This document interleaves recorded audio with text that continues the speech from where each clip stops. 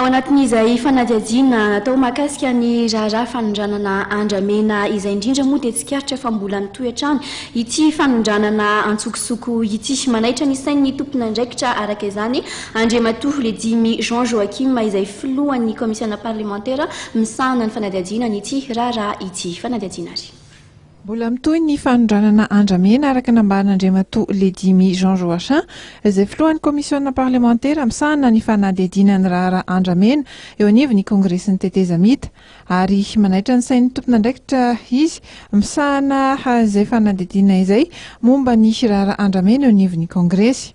Tetrin'olona rehetrarehetra fa ny fanondranana tsy ara-dalàna ny bady rose dia mbola mandeha ihany. Zao fa misy olona misy misignale anay.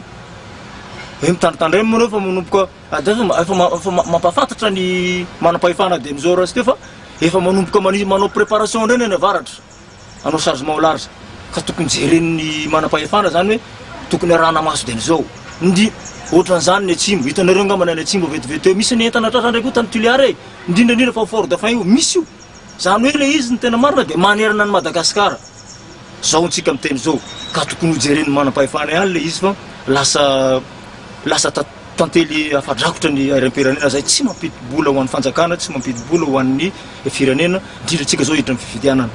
Mikasika ny fanadihadiana izay tanterahan'ny Comission misahana ny raharaha andramena ihany dia nanamafy fa tsy misy ny teti-bola natokana hanatanteran'izy ireo fijerena ifotony zava-misy momba izay fanondranana tsokosoko izay ary amin'izao fotoana izao dia misy ihany koa ny fampitiniana izay tanterahan'izy ireo miaraka amin'ireo maso ivovahiny eto amintsika.